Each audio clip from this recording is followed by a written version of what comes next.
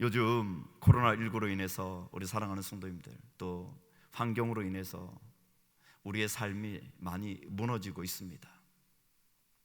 또 우리 성도님들 중에 아픈 성도들도 계속 많이 있는 것 같습니다. 그래서 오늘 말씀을 통해서 제가 묵상을 하며 말씀을 준비하면서, 하나님, 우리 사랑하는 성도들이 많이 아파요. 육신으로 아픈 것도 아픈데 마음도 많이 아파요. 또 집에 자꾸 갇혀 있다 보니까 우울한 마음도 자꾸 생기는 것 같아요. 하나님, 오늘 우리 성도님들에게 말씀을 통해서 우울한 마음들이 사라지고, 마음의 아픈 상처들이 사라지고, 그리고 우리의 육신의 질병들이 하나님 사라질 수 있도록 우리 성도님들을 좀 만져주세요. 이런 마음으로 오늘 치유의 은혜라는 말씀을 나누고자 합니다. 오늘 이 본문은 우리 모든 사랑하는 성도님들이 너무나 잘 아는 말씀입니다. 하나님 말씀, 우리가 잘 모르는 부분들이 별로 없습니다. 대부분 한 번씩은 다 들어봤기 때문에요. 그런데 안 되는 게 무엇이죠? 그게 이제 묵상의 묘미인데요, 적용이 잘 안 됩니다. 제가 늘 얘기 드렸지만, 오늘날 한국교회가 힘이 없는 것, 빛을 잘 내지 못하는 것, 그건 다른 데 있지 않습니다. 우리가 말씀을 들고 살아내는 훈련들이 안 돼 있었던 겁니다. 말씀을 듣는 거로만 우리가 훈련이 되어 있지, 그 말씀을 내 삶에 어떻게 적용해서 그 말씀을 갖고 내가 어떻게 살아낼까, 이 부분에 대한 훈련, 이렇게 살아가는 삶에 그러한 우리 이 결단들이 우리 안에 너무 적었던 겁니다. 죄를 지어도 주님 한참 뒤에 오실 거고, 아직 내게 시간이 많이 있는 것 같고, 그러다 보니 우리는 하나님 말씀 가지고 살아가는 그 삶의 현장들이 그냥 이 시간 와서 말씀을 들었지, 말씀을 갖고 살아내는 삶의 현장들이 우리에게 별로 없었던 거죠. 그러나 우리 사랑하는 성도님들, 우리의 삶 자체가 말씀을 갖고 살아내야 될 영적 전쟁터입니다. 그러기에 우리 그리스도인들은 치열하게 말씀을 갖고 이 땅 가운데 우리 사랑하는 성도들이 서 있는 그 땅에서 우리는 살아내야 되는 겁니다. 우리 젊은 청년들, 우리 청년들 보면 목사님 마음이 많이 아파요. 왜냐하면 목사님 때는 뭔가 하고 싶으면 그래도 조금만 움직이고 내가 게으르지만 않으면 뭔가 다 이뤄냈어요. 회사 취업하기도 좋았고요. 목사님 친구들은 전부 다 가난했고 전부 다 환경이 불우했어요. 근데 지금 보니까 다들 사장이 다 됐어요. 그런데 이건 그 시대적 상황과 또 맞물렸다고 저는 봐요. 근데 우리 친구들은 우리 친구들이 노력해가지고 뭘 이뤄내는 게 너무너무 힘들고 어려운 시대에 살고 있어요. 그러나 우리 사랑하는 우리 청년들, 그렇다고 우리가 좌절하고 넘어지고 실족할 필요가 없어요. 우리는 또 우리에게 허락하신 그 삶의 자리에서 하나님의 말씀을 들고 살아내야 될 그 삶의 영역들이 하나님께서 우리 청년들에게 이 시대에 주셨거든요. 그러기에 그 시대에 그 자리에서, 우리 사랑하는 청년들에게 주셨던 그 자리에서 등불을 들고 비춰내야 될 사명들이 있는 것입니다. 그러기에 목사님 세대보다 우리 친구들 세대가 더 치열하게 하나님 말씀으로 살아내야 될 그 사명이 더 큰 것이죠. 그러기에 우리 어른 세대는, 우리 젊은 세대들이 정말 우리의 믿음을 계승하여 저들이 이 땅 가운데 빛을 비추며 등대의 역할을 온전히 감당할 수 있도록 우리는 끝까지 저들을 위하여 중보하고 기도하고 힘을 내도록, 소망을 잃지 않도록, 절망하지 않도록 우리는 끝까지 기도하고 저들에게 희망의 메시지를 계속 던져줘야 되는 것이죠. 왜 그렇습니까? 우리 교회의 미래는 저 젊은 세대들입니다. 우리 젊은 친구들의 세대는 또한 우리 세대들이 지나간 그 다음에 젊은 세대들에게 똑같이 그 믿음을 전수해야 됩니다. 그러기 위해선 우리 기성세대들이 우리 젊은 세대들에게 많은 은혜와 사랑을 베풀어야 됩니다. 저 청년들이 은혜와 사랑을 충만하게 받았을 때, 부모의 사랑을 충만히 받은 자녀들이 세상에 나가서도 정말 멋진 인생을 살아가듯, 저 친구들이 정말 우리 기성세대를 통해서 많은 베품과 도움과 은혜를 경험해서 그 다음 세대들에게 그 은혜와 사랑이 또한 똑같이 계승되고 흘러갈 수 있도록 우리 청년들을 세워야 될 줄로 믿습니다. 이 세대가 골마 있고 아파하고 힘들어하고 눈물겨워하고 환경으로 인해서 마음이 다치고 마음이 어려워지고 우리가 생각지도 못했던 육체적인 질병뿐만 아니라 정신적인 질병까지 여러 가지 어려움들이 우리에게 산재되어 있습니다. 그러나 우리 사랑하는 성도님들, 그럼에도 불구하고 그리스도인들은 그 모든 어두운, 그리고 질병과 고초와 박해와 환난과 역경 속에서도 그 자리에 일어나서 등불을 비추며 이 세상 가운데 빛을 비춰야 될 사명들이 우리에게 있다라는 사실을 꼭 기억하실 수 있는 그런 은혜가 있기를 축원드립니다. 그러기 위해선 먼저 우리 사랑하는 성도님들, 이 치유의 은혜는, 치유는요 한 세 가지로 나눠볼 수 있습니다. 첫째로는 자연 치유가 있습니다. 그래서 어떤 분들은 질병이 오면 산에 들어가서 그냥 산 기운을 쐬고 좋은 공기 마시고 그리고 산에서 주는 약초들을 먹으며 치유하는 사람들이 있습니다. 또 어떤 분들은요 그 인위적인 치유로 우리 의사들의 도움을 받아서 수술을 하고 또 그렇게 해서 고치는 그런 경우도 있습니다. 또 하나 우리 그리스도인들에게 있는 그 치유는요 신유의 치유입니다. 하나님의 만져주심, 초자연적인 기적을 통해서 하나님께서 치유하심이 있다라는 겁니다. 우리 사랑하는 성도님들, 경험해 보셨습니까? 하나님께서 치유하심을. 우리가 예수를 믿으면서 때때로 우리의 질병이 찾아오든 마음의 어려움이 있든 하나님 앞에 그럴 때마다 간절한 소망으로 그 치유의 신유의 그 은혜를 또한 우리 성도님들이 경험하실 수 있는 그런 은혜들이 있기를 축원드립니다. 이 신유의 이 치유는 전적인 하나님의 은혜로 되어지는 것입니다. 그러기에 우리 사랑하는 성도님들, 이 치유의 은혜는요 오늘 본문을 통해서 우리가 몇 가지 살펴볼 텐데, 먼저는 누구나 치유하신다라는 겁니다. 여기에 예외되지 않습니다. 왜냐하면 오늘 이 5장 1절 말씀에 아람 왕의 군대 장관 나아만은 그의 주인 앞에서 크고 존귀한 자니 이는 여호와께서 전에 그에게 아람을 구원하게 하셨습니다. 그는 큰 용사이나 나병 환자더라.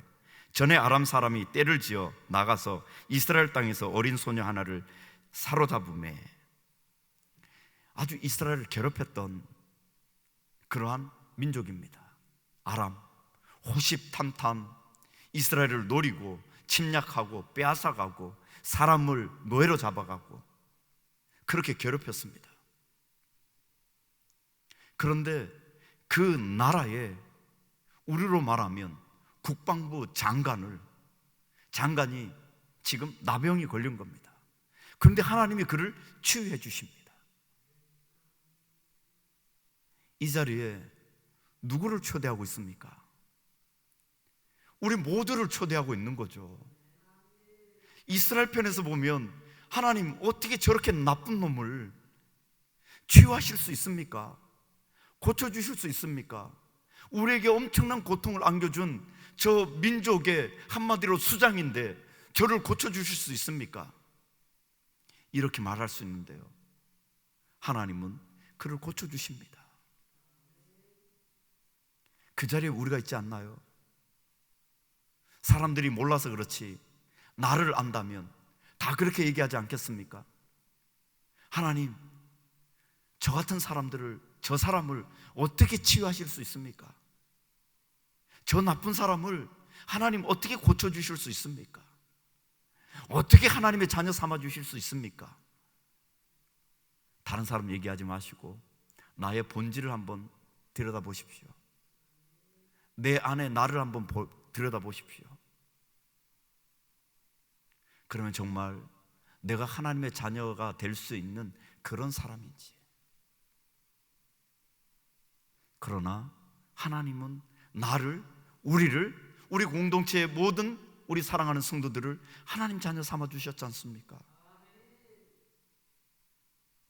그렇다면 나만도 치료해 주셨던 하나님, 우리의 아픔과 고통과 눈물과 괴로움을 하나님께서 치유하시겠습니까? 안 하시겠습니까? 하실 줄로 믿습니다. 그러기에 우리 하나님은, 우리 주님은 말씀을 통해서 우리에게 작은 신음에도 응답하시는 하나님이라고 우리에게 말씀하고 계십니다. 아프십니까? 마음이 많이 힘들고 또한 육체적 질병과 고통과 어려움 속에 눈물 절실 때가 많습니까? 그렇다면 하나님 앞에 간구하실 수 있길 바랍니다. 나만 같은 사람도 고쳐주신 하나님, 나라고 안 고쳐주시겠습니까? 여기 계신 사랑하는 성도님들 안 고쳐주시겠습니까? 안 만져주시겠습니까? 치유해 주시지 않겠습니까? 누구라 한들 하나님 앞에 나와 손 내미는 그에게 하나님은 손잡아 주시고 치유하여 주시고 구원하여 주시고 건져 주시고 은혜 주셔서 하나님의 놀라운 은혜로 채워주실 줄 믿습니다. 그러기에 그 하나님 앞에 누구라도 하나님이 부르시는데요, 우리가 하나님 앞에 반응해야 될 게 있습니다. 하나님 앞에 우리 죄를 회개하셔야 됩니다. 하나님은 거룩하신 하나님이십니다. 모세에게 나타나셨을 때 이곳은 거룩하니 신발을 벗으라고 말씀하십니다. 그 하나님의 그 손을 붙잡기 위해선 우리의 죄를 하나님 앞에 낱낱이 고백하셔야 됩니다. 오늘 17절 말씀에 보면은요, 나아만이 이르되 그러면 청하건대 노새 2마리의 실은 흙을 당신의 종에게 주소서. 이제부터는 종이 번제물과 다른 희생 제사를 여호와 외 다른 신에게는 드리지 아니하고 다만 여호와께 드리겠나이다. 이제 온전히 하나님만 섬기겠다라는 겁니다. 내 마음의 중심을 이제는 바꾸셔야 됩니다.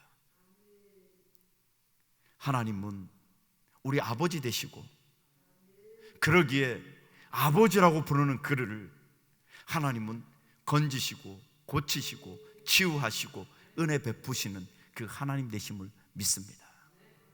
그 하나님 앞에 어떠한 상황 속에서도 간절히 간구하시고 하나님이 오늘도 우리를 만지시고 고치시는 그 은혜를 경험하실 수 있는 우리 모든 성도님들 되실 수 있기를 축원드립니다. 두 번째로는요, 이 치유의 은혜는 믿음과 순종 속에 있습니다. 계속 말씀을 드리지만 믿음과 순종은 동전의 양면입니다. 같이 붙어 있습니다. 믿음이 있다면 그만큼, 믿음만큼 순종하게 되어 있습니다. 믿음은 그 믿음만큼 보여지게 되어 있습니다. 그래서 다른 우리나라도 요즘 이제 신용카드라고 있습니다. 신용이라는 게 있습니다. 내가 당신을 믿습니다. 은행이 당신을 믿습니다. 당신의 믿음은 요거만큼입니다. 그래서 돈을 빌려주는 액수가 달라지는 거죠. 하나님에 대한 100% 순종, 100% 믿음, 100% 하나님을 믿는다면 100% 무엇으로 나오는 거죠? 100% 순종으로 나오는 겁니다. 이것이 믿음입니다. 그러면 우리가 행위 구원론자냐? 그거 계속 아니라고 말씀을 드렸습니다. 구원은 전적인 하나님의 은혜입니다. 나하고 상관없습니다. 우리가 아버지의 자녀 된 것, 내 힘으로 아버지 자녀 된 거 아닙니다. 나와 전혀 상관없이 부모님이 선택되어졌습니다. 우리 하나님께서 우리를 구원하셨습니다. 그렇다면 우리는 그 하나님 자녀로서 이 땅 가운데 살아가야 될 몫이 우리들에게 있는 겁니다. 하나님을 믿습니까? 믿는다면 그 믿음에 대한 그 반응들이 순종함으로 나오게 되어 있다는 겁니다. 그런데 이 믿음과 순종을 방해하는 게 있습니다. 오늘 나아만은 어떻게 보면 아주 굉장한 믿음의 사람입니다. 이스라엘의 여종의 이야기를 듣고 선지자를 찾아가는 거죠. 그렇게 보면 아주 믿음이 대단한 사람입니다. 왜 그렇습니까? 왜 이런 믿음이 작동한 거죠? 그에겐 갈급함이 있기 때문에요. 왜 그렇습니까? 의술로는, 이 세상의 어떤 것으로는 다 해결할 수가 없는, 고칠 수 없는 질병입니다. 이 나아만이 가지고 간 이 재물, 오늘 보면은요 5장 5절 말씀이에요.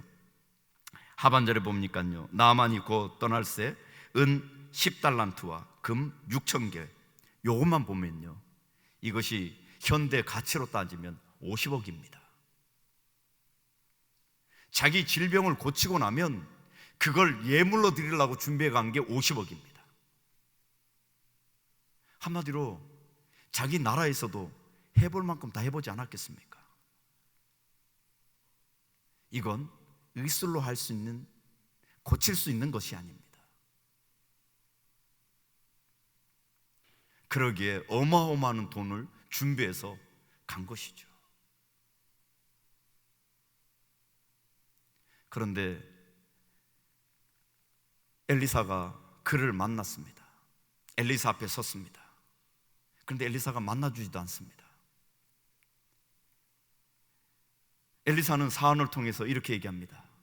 가서 요단강에 들어가서 7번 물에 들어갔다 나왔다, 그래 씻으라 해라, 그러면 나을 것이다. 그러니까 나아만이요 11절에 이렇게 얘기합니다. 나아만이 노하여 물러가며 이르되 내 생각에는 그가 내게로 와서 서서 그의 하나님 여호와의 이름을 부르고 그의 손을 그 부위 위에 흔들어 나병을 고칠까 하였도다. 신발을 벗고 나와서, 정말 내가 대단한 그런 사람이 찾아왔으니까 신발을 벗고 나와가지고 잘 왔습니다, 내가 하나님의 이름으로 내가 고쳐주겠습니다, 그렇게 하고는 그 부위에 손을 얹어서 그렇게 기도해주고 그리고 보낼 거라고 생각했는데 그렇지 않습니다. 그러고는 원망과 불편을 쏟아놓습니다. 그리고 우리나라에 이 요단강, 이 샛강 같은 이 작은 강, 볼품없는 이 강에 들어가라고? 우리나라에 가면 이보다 더 좋은 강이 있는데 차라리 그 강에 들어가서 내가 7번 들어갔다 나왔다 하겠다, 이렇게 원망과 불평을 쏟아냅니다. 그러나 그와 함께 있는 종들이 이거보다 더 큰 일을 하라고 했으면 하지 않았겠습니까? 그 하찮은 일 한번 해보세요. 그 말을 듣고 들어간 겁니다. 7번 들어갔다 나왔다 하니까 싹 나은 겁니다. 우리 사랑하는 성도님들, 하나님 말씀을 믿고 순종하는데 장애물이 있습니다. 오늘 첫 번째 보니까요 11절에 내 생각에는, 나아만이 내 생각에는 엘리사가 나와가지고 신발을 벗고 나와가지고 그렇게 해줄 줄 알았는데 그렇지 않다라는 겁니다. 내 생각이 믿음을 막고 순종하지 못하게 한다는 겁니다. 하나님 말씀하시면 그 말씀이 하나님의 음성으로 듣고 아멘 이렇게 나가실 때 거기에서 역사가 있는 겁니다. 믿음은요, 지난번에도 한번 강조해 드렸지만 믿음은 크기 문제가 아닙니다. 믿음은 순도의 문제입니다. 그래서 겨자씨 하나만큼에 대한 순도 있는 믿음만 있어도 기적이 일어난다라고 우리에게 말씀하고 계십니다. 우리 사랑하는 성도님들, 하나님에 대한 확고한 믿음, 순도 있는 믿음, 100% 믿음, 그런 사람들이, 대표적인 사람들이 누굽니까? 일어나 걸어라 했더니 나면서부터 걷지 못했던 그에게 그가 예수 이름을 믿고 일어나 걷게 되는 겁니다. 이게 쉬운 일인 줄 아십니까? 제가 여기 성도님들에게 일어나 걸으십시오 하면 일어나 걸으실 수 있는 분 있습니까? 있을 수 있죠. 서로가 말씀을 선포하는 자와 받는 자가 서로 믿음이, 하나님에 대한 믿음이 확고해지는 그 자리에서 기적이 일어나는 겁니다. 그 부분은 하나님이 하시는 거죠. 그런데 그 믿음을 막는 것이 내 생각이라는 겁니다. 내 생각에는. 그리고요, 또한 무엇이 있습니까? 내가 어떤 사람인데, 내가 아람의 국방부 장관인데 나를 이렇게 대우해? 내가 커지면, 계속 얘기하지만 내가 커지면 하나님이 없고 믿음이 사라지는 겁니다. 믿음의 실체, 믿음의 대상은 하나님입니다. 그러기에 내가 나를 놓는 순간 하나님이 더 커지고 하나님을 더 붙잡을 수 있습니다. 내가 커지면 하나님의 실체가 작아지고 내가 커지기 때문에 하나님을 잡지 못합니다. 하나님을 온전히 잡는 방법은 내 실체가 내가 없어지는 거죠. 그러면 하나님을 꽉 잡을 수밖에 없습니다. 그런 사람들이 어떤 사람입니까? 갈급한 사람인 거죠. 갈급한 사람은 하나님밖에 보이지 않습니다. 그래서 하나님만 붙들고 매달리는 거죠. 야복강가에서 야곱의 모습이 그런 거죠. 뒤쪽에선 삼촌 라반이, 앞쪽에선 형 에서가 양쪽에서 측면 공격을 하고 있는 거죠. 오도 가도 못하는 그 실점에서 야곱은 하나님을 붙드는 거죠. 내가 할 수 없는, 나라는 존재가 완전히 발가벗겨지고 아무것도 할 수 없는 존재라고 하나님 앞에 두 손 들 때, 그때 하나님은 일하기 시작하는 겁니다. 그 자리에서 하나님께서 역사하기 시작하는 겁니다. 내가 커지면 믿음의 실체가 작아집니다. 그리고 세 번째는요, 내 방법입니다. 아니 7번 들어갔다 나오라고? 우리나라에는 이 요단강보다 더 좋은 강이 있는데 하나님이 우리의 생각, 우리의 방법, 그리고 우리의 이성적인 것, 그걸 뛰어넘어서 우리에게 요구할 때가 있습니다. 그러나 그것 또한 아멘입니다. 하나님 말씀하셨으면 저는 믿습니다. 이렇게 믿고 나가는, 그리고 그 믿음이 순종으로 되어지는, 그래서 7번 들어갔다 나온 거죠. 그랬더니 질병이 사라지게 된 것입니다. 치유받게 된 것입니다. 우리 사랑하는 성도님들, 오늘 이 밤에 우리 성도님들 어떤 아픔이 있습니까? 어떤 질병이 있습니까? 어떤 정신적인 그런 문제가 있습니까? 상관없습니다. 우리 하나님은 우리의 모든 것들을, 전 인격을 만드신 분입니다. 하나님은 고치실 수 있습니다. 그 하나님 앞에 간절한 마음으로 믿고 구해보시길 바랍니다. 그때 하나님께서 일하실 겁니다. 만져주실 겁니다. 치유해 주실 것입니다. 회복시켜 주실 겁니다. 하나님의 도우심을, 하나님의 기적을 보실 수 있는 그런 우리 모든 성도님들 되실 수 있기를 축원드립니다. 셋째로는요, 간단하게 살펴보면 중보자입니다.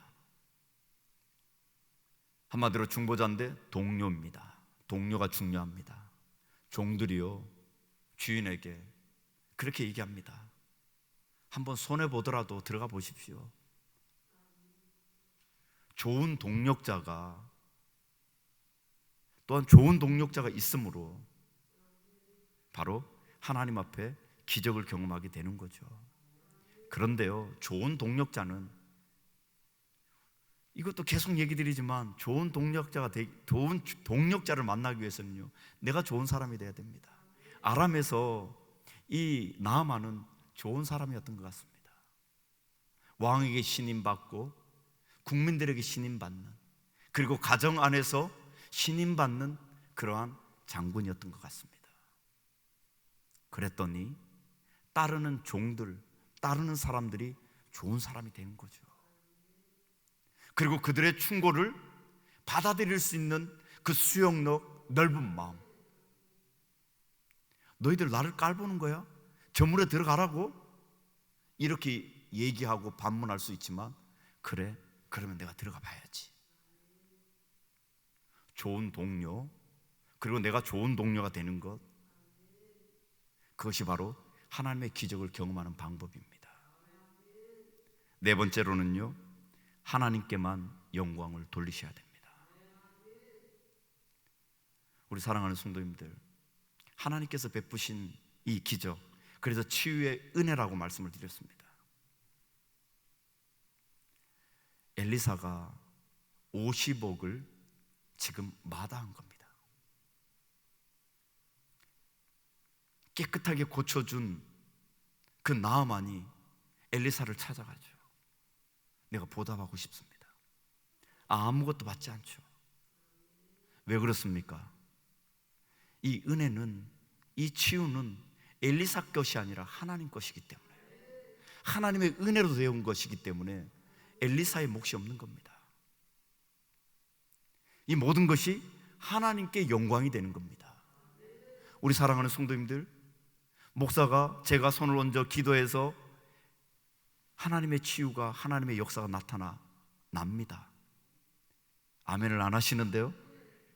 하나님께서 역사하시고 기적을 베풀어 주십니다. 그러나 그것은 목사의 능력이 아닙니다. 성도님들의 믿음이며 하나님의 은혜입니다. 그러나 그 부분이 너무 감격하고 너무 감동되고 너무 은혜스러워서 하나님 앞에 헌금하는 겁니다. 그리고 감사를 표하는 겁니다. 그리고 때때로 쓰임받는 그 사람에게 선물을 할 수 있는 겁니다.